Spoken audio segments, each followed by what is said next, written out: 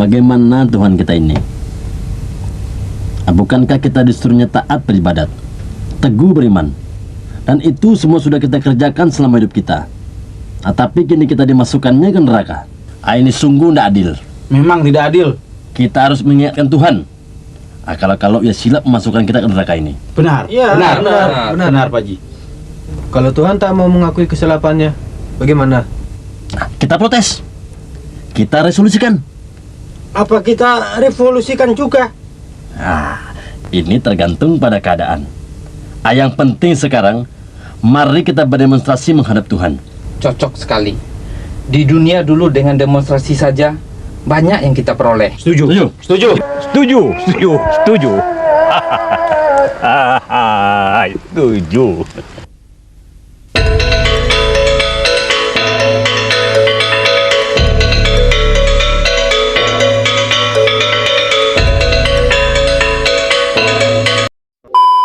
Assalamualaikum warahmatullahi wabarakatuh. Welcome back my YouTube channel Ilma Putri Eliza.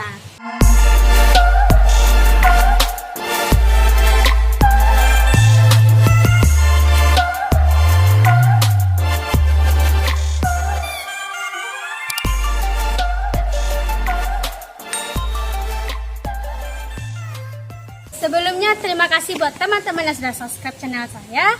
Semoga support teman-teman bisa membuat saya semangat lagi dalam membuat konten-konten yang beredukasi selanjutnya. Masih seputar teori sastra. Kali ini saya akan memetik karya susastra, yaitu karangan dari A.A. Nafis tentang robohnya surau kami. Sebelum lanjut ke pembahasannya, teman-teman jangan lupa ya subscribe, like, comment, and share agar yang lain bisa mengetahui tentang cerpen dari A.A. Nafis, yaitu robohnya surau kami. Antara sastra roman yang menghanyutkan perasaan dan sastra yang memotret keadaan serta membangkitkan kesadaran-kesadaran yang tertidur, ada satu nama yang tidak boleh kita lupakan, yaitu Ali Akbar Nafis atau yang dikenal dengan A.A. Nafis.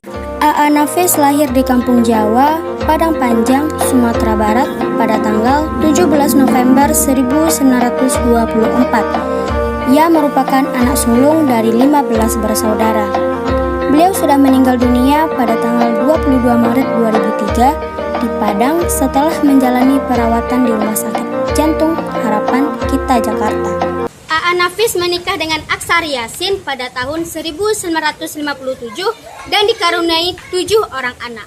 Julukan yang diberikan kepada A.A. Nafis yaitu Pencemooh Nomor Wahid atau sastrawan satiris ulung. Julukan itu muncul dalam berbagai tulisan tentang A.A. Nafis. Sebagaimana muncul dalam majalah sastra volume 1 edisi 3 Juli 2002. Gelar sebagai Pencemooh Nomor Wahid atau satiris ulung itu tentu saja berkorelasi dengan gaya penulisan dan penggambaran karakter tokoh yang kritis terhadap berbagai persoalan di dalam karya-karyanya.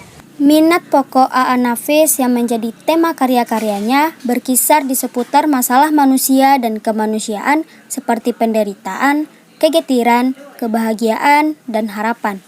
Warna lokal atau kedaerahan Minangkabau yang kuat merupakan sisi lain yang menarik dalam karya A.A. Nafis. Melalui karya-karyanya, A.A. Nafis berhasil menempatkan idiom-idiom lokal Minangkabau dengan tetap menempatkannya dalam konteks yang lebih luas, yakni persoalan bangsa dengan konsep yang universal. Ini dapat kita lihat dari cerpen pertamanya, yaitu Robohnya Surau Kami. Sebagai sastrawan yang dilahirkan dan tumbuh di lingkungan tradisi Minangkabau yang identik dengan latar belakang agama Islam yang kuat, maka karya-karyanya termasuk cerpen Robohnya Surau Kami kental dengan unsur-unsur yang berbau agama Islam.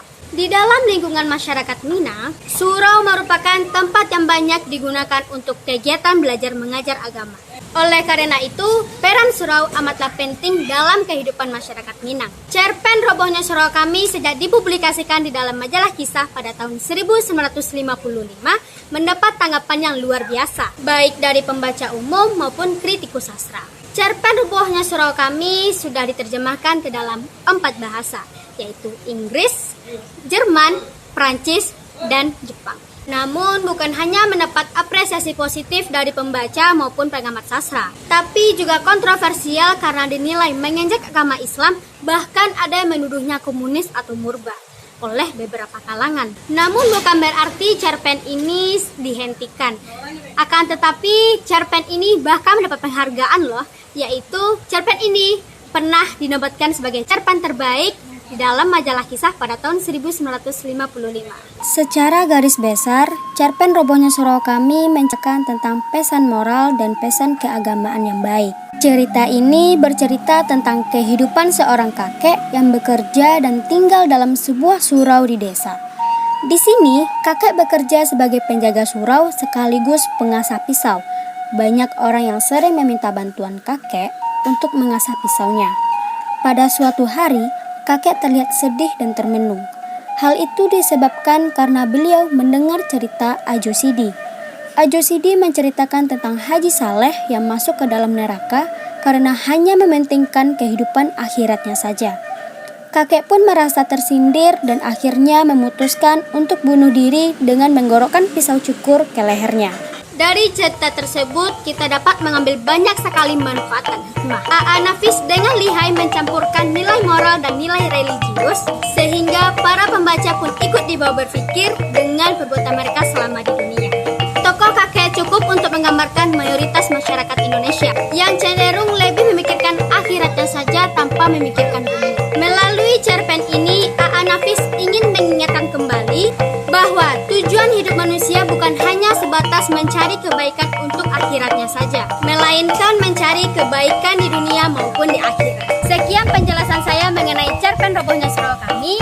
Semoga dapat bermanfaat untuk kita semua. Terima kasih. Kalau ada penjelasan yang masih kurang, silakan sampaikan di kolom komentar ya. Sampai ketemu di video-video selanjutnya. Assalamualaikum warahmatullahi wabarakatuh.